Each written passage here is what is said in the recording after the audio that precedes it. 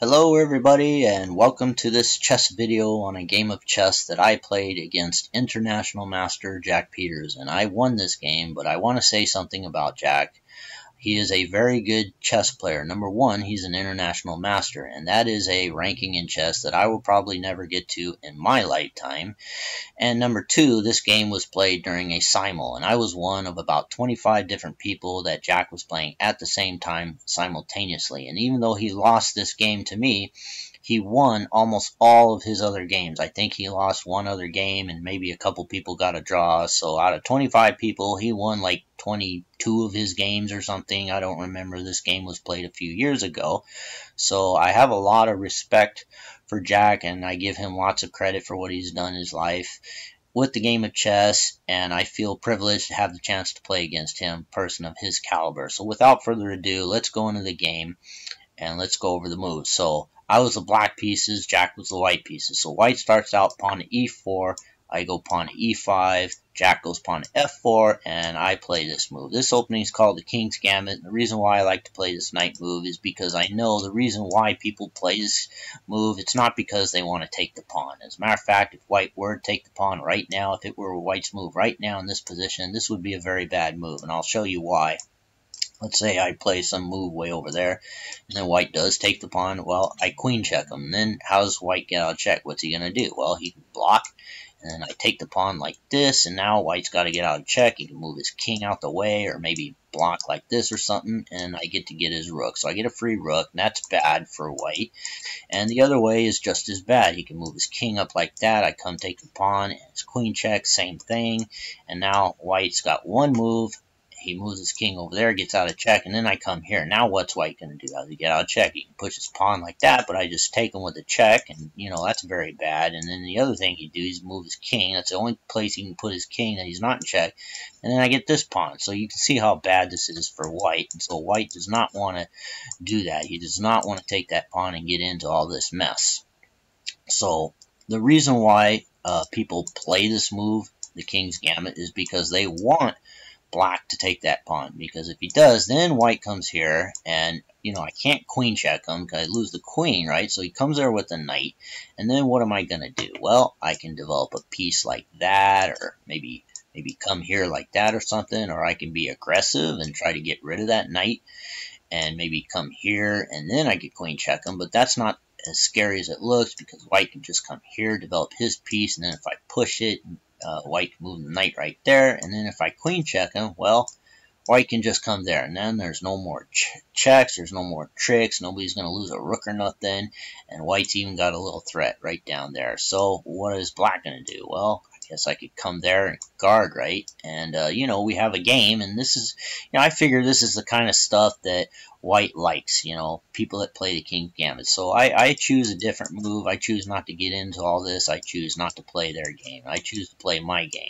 And so I like to come out here with the knight. And then again, if white takes the pawn, I'm not going to do that. I will come out here and queen check Rama him, and white's in big trouble. So Jack knows better than that. White, he just plays the knight right there. And that's a good move, and then I come here. And this is a really nice move. It's a counter move. It's totally legit. I looked this up on ChessBase, and it's been played by lots of top-level masters, including a guy named Arthur Beeskier, who he's now passed away, but back in his day, he used to play chess against none other than Bobby Fischer, and he's even beaten Bobby Fischer before Fischer was a world champ, so it's a good move. There's many ways in which white can go wrong in this position. If he takes the king pawn, that's a mistake, because then I can come there, and white's got to move his knight somewhere. He can't go there or there because the queen takes it, can't go there because the knight takes it, so he has to drop his knight back, then black moves the knight right there, gets a free pawn and a good position to boot. And the other way is even worse. If he takes the pawn with the knight, and I'll just take his knight, he'll take here, and then queen check Rama, big problems, as you've already seen. So that's no good. So many ways to go wrong in this opening, but Jack knows better than that, and White takes that pawn, and that's a good move. He doesn't have to do that. There's other moves he can make. He could play a defense move like that, or he can move his pawn up there like that, and then if I take the free pawn, he gets my free pawn. If I take his knight, no big deal, because he takes with that pawn. Now, if I queen check ram him, it's no big deal, because he blocked, I have to drop my queen back, and what have I accomplished? Nothing, you know? So, anyways, not a big deal. It's another way that you can play against this opening. A lot of people like to play the knight here, but this is not a very good move in my opinion, because I take there, and then White takes back, and then I push the pawn up. And now I got 2 pawns in the middle of the board. I open the door for my bishop, and White has to go on the defense. So where's he going to go? He can drop his knight back there, or if he comes here, you know, White's got to be careful, because I usually push the pawn there.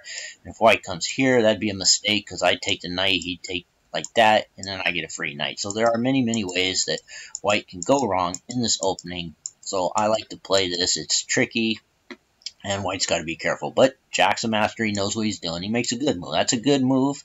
And so my response to that is to push the pawn there, and then he comes there. And now I have to come there, because if I make any other move, such as, let's say I try to get rid of the knight, then he queen check rams me. And then what am I going to do? Well, I could block like that.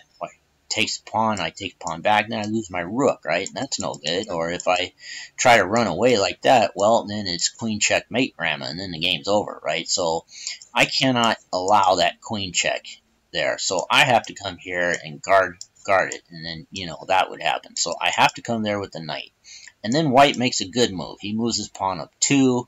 Number 1, it supports the centralized knight. Number 2, he can bring his bishop out like that. So it's a good move. So I decided to take his pawn like that. Hopefully you guys have seen that move before. It's called en passant. I don't have to explain it. And anyways, so White takes back with the bishop. And now it's my turn. And I move my bishop there. And this is my favorite move in the whole position, because it prevents White from castling. And so most king gambit players, they like to castle, because the king gets tucked away safely, and the rook comes here on the open file, and he can do lots of attacking to me. So this is a good move. This bishop move here prevents him from castling. Now White has to change his whole game plan, and that's what you like to do. You like to make people think, make them change their game plan. So Jack's a master. You know, he does that just fine, and makes good moves, starts developing pieces on the queen side, right? Now, I want to castle, but I can't, because if I do, he checks me, right? Now I'm in trouble, because I can't block like that, because he'll take the pawn, and if I take there, then I'm down a piece, right? And then I can't take it back with the queen, because then I lose the queen, right? So what am I going to do? I have to move there, and then White's got that move, and so now what do? Well, I have to come here, right? Obviously, I can't just move the king, right? So I really don't have much choice, and now I'm just down material, right? So I can't castle. Instead of, let's see, back to the game here. Okay, back to the game here. So instead of castling, I come there, right? And I want to get rid of that centralized knight. And so now White's got to do something. So White takes my knight, and then I take back like this. And now White plays a good move, queen to f3. And this is a good move for 2 reasons. Number 1, he can take a free pawn. But number 2, White's planning to castle on the queen side. And by moving the queen out here, it gets the queen in the game, and it also clears the row. You know, as soon as he moves the bishop, he can castle on the queen side. So a good move. So I come here. Number 1, he can't take my pawn no more. But number 2, it gives my bishop some wiggle room. So that's my move right there. And now, true to his plan, White goes there, and now it's safe for me to castle. So I castle, and Jack castle on the queen side. And now we are out of the opening. We are entering into the middle game. So as we take stock of this position and we analyze it, number 1, Black's down a pawn, right? And I've also got double pawns, but I do have some compensation. Number 1, I have this nice open file that I can maneuver my rook. And number 2, the double pawns are a good thing for me, because if the pawns were not double, then the pawn would be there. And then how's my rook going to move into the game if the pawn is sitting right there blocking away? So double pawns in this situation, in this position for me, is a very good thing. A lot of people think double pawns are always bad, and they are bad if you're in the end game. But if you're in the middle game, then double pawns tend to be a good thing, because they clear the way for pieces to do lots of attacking and move around. So anyways, as you can guess, that's my next move, right? I'm now my rook's in the game, and it's bearing down on that pawn. And now it's Jack's move, and White comes there. So we have a game of chess, ladies and gentlemen. White wants to come there and, you know, try to break down the door, try to get to my king, and, you know, but he still has to be careful because I want to do the same thing to him, move my pieces down the open file. So now it's my move, and so I come here, and this is a double purpose move. Number one, it's attacking the knight. Okay, and Jack replies there, and now that's my next move. Now if we go back 2 moves, I can't stick my knight there, right? And I want my knight to participate in the action over there, right? But the pawn's blocking away. So by moving this pawn, and if I were to just move the knight there, then he would just take it like that, and I'd be down a pawn, right? So that's no good, right? So the best thing for me to do here is push the pawn there. He's got to move his knight.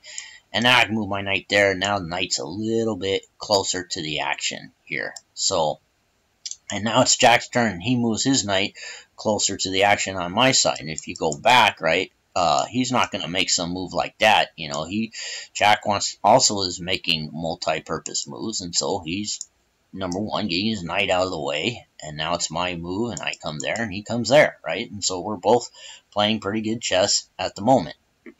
And now it's my turn, and I choose to play this move for 2 reasons. Number one, it guards this pawn, because if we go back a move, let's say I move the knight somewhere, like let's say I go there, he gets a free pawn. So number one, this bishop moves, guards the pawn, but number 2, now my bishop is in the game, and he's got a job to do, which is to play defense, right?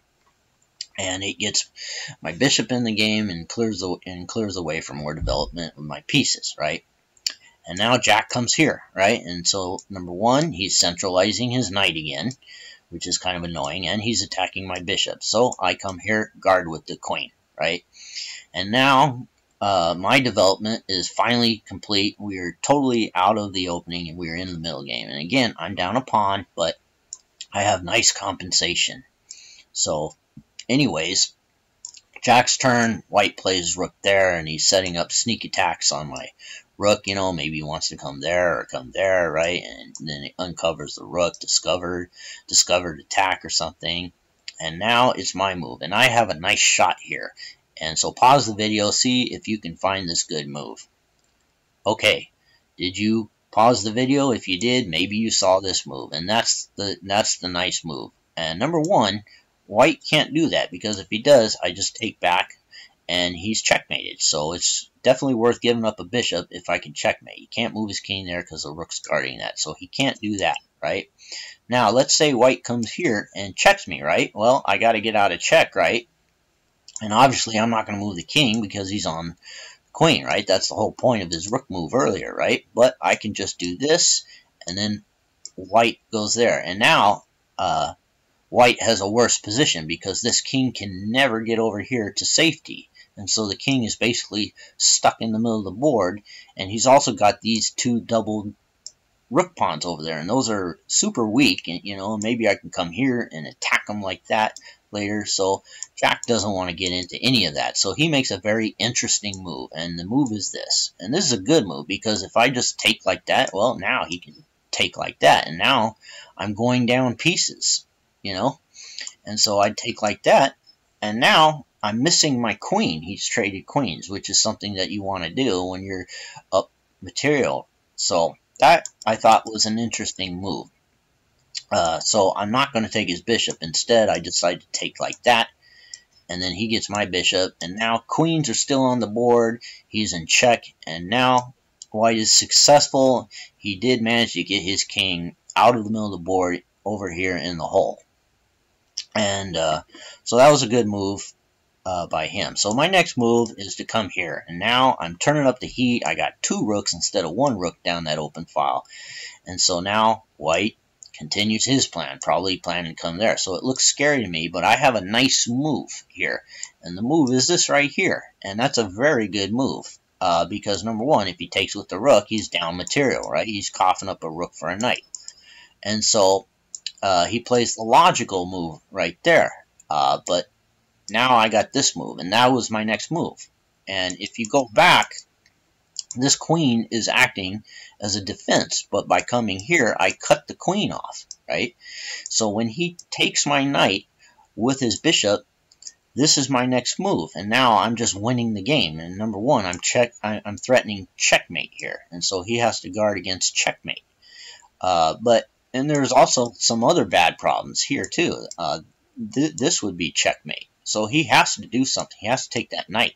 There's really not much choice, and so this is what happened in the game. And so now White's in big trouble. And how does he guard against checkmate?